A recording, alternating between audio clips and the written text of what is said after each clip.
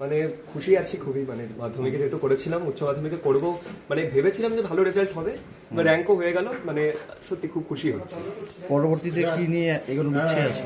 এই বছরে আমার নিটের এন্ট্রান্স এক্সামিনেশন ছিল, যেটার জন্য 2 বছর করলাম।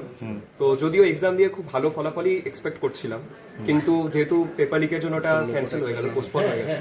এখন পরবর্তী যেটা ডেটও এখন আসেনি, ওটার জন্য প্রস্তুতি নিতে হচ্ছে। আচ্ছা, নিট তো পোস্টপোন হয়ে গেল, মানে কি বলবে, পরীক্ষা কেমন হয়েছিল, বা এখন তো আবার নতুন করে বুঝতেও হবে? পরীক্ষা আমার ভালোই হয়েছিল, মানে খুব বেশি মিস্টেক্স হয়নি, মানে খুব খুশিও ছিলাম পরীক্ষা দিয়ে যে ভালো একটা কলেজও পেলাম।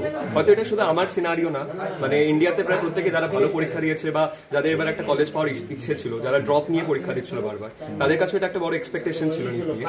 বাট যেহেতু পেপার লিকের জন্য মানে এনটিএর এর সমস্যাটা কয়েক বছর যাবত খুব বেশিভাবে আরো ঘনীভূত হচ্ছে, মানে এই বিষয়ে ম্যানেজমেন্টের যে এরার্স গুলো সেটা যত সম্ভব লঘু করলে খুব ভালো হতো আর কি স্টুডেন্টসদের জন্য, যারা এত বড় একটা সর্বভারতীয় স্তরে পরীক্ষার জন্য প্রস্তুতি নিচ্ছে। কিভাবে পড়াশোনা করতে? ওই পড়াশোনাটা 10 অবধি যেরকম ছিল, 11-12 একটু চেঞ্জ হয়েছে, কারণ সিলেবাস প্রচুর ফাস্ট 11-12। আর যেহেতু আমাকে মানে আমি বোর্ডসটাকে পাশে রেখেছিলাম, প্রায়োরিটি লিস্টে সেকেন্ডে ছিল, প্রথমে আমার টার্গেট নীতি ছিল, ওটার জন্যই পড়তে হয়েছে, এবং সেটা একটু চাপেরই। আর তার মধ্যে যেহেতু মাধ্যমিকে র্যাঙ্ক করেছিলাম, তো আরেকটু বেশি চাপটা কোথাও যেন দ্বিগুণিত হয়ে যায়। যারা এবার উচ্চ মাধ্যমিক দেবে তাদের জন্য কি বার্তা দিতে চাও, কিভাবে তারা? তাদেরকে বার্তা এটাই দেবো যে মানে এক্সামের যে মার্কসটা আমরা পাচ্ছি সেটা হয়তো আমাদের প্রিপারেশনকে জাস্টিফাই করে, বাট আমাদের পোটেনশিয়ালকে করে না। সুতরাং আমাদের যে দক্ষতা, আমাদের যে ইউনিকনেস, সেটা কিন্তু কেবলমাত্র একটা পরীক্ষায় প্রাপ্ত নম্বর দিয়ে বিচার করা যায় না।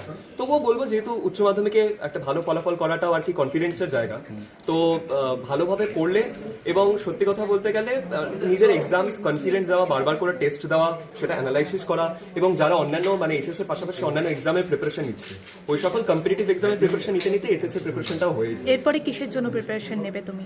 আমি তো এতদিন নিচ্ছিলাম নিটের জন্য, বাট এখন নিটটা পোস্টপন্ড হয়ে গেল, এখন ডেটও এখন অ্যানাউন্স করা হয়নি, ভবিতব্য কবে হবে এক্সামটা। তবে যতদূর আশা করছি, মানে যাই হোক না কেন, এখন আবার নিটের জন্যই পড়তে হচ্ছে এই কয়েকটা মাস। আচ্ছা, শেষ প্রশ্ন, মাধ্যমিকে এরকম সাফল্য ছিল, তারপর উচ্চ মাধ্যমিকে গিয়ে আবার ফের সাফল্য, এটা ধরে রাখাটা কতটা চ্যালেঞ্জিং ছিল? চ্যালেঞ্জিং তো অবশ্যই ছিল, কারণ শুধুমাত্র এবার আমার কাছে একাডেমিকই একটা চ্যালেঞ্জ ছিল না, তার সাথে অনেকের প্রত্যাশা, এক্সপেকটেশন আরো অনেক গুণ বেশি হয়ে গিয়েছিল। তো সবকিছুর সাথে সমান তাল বজিয়ে রেখে মানে রেজাল্টটাকে মেনটেন করা আমার কাছে একটা চ্যালেঞ্জের বিষয় ছিল। তো এখন সাকসেস হয়ে গেল, খুশি আছি।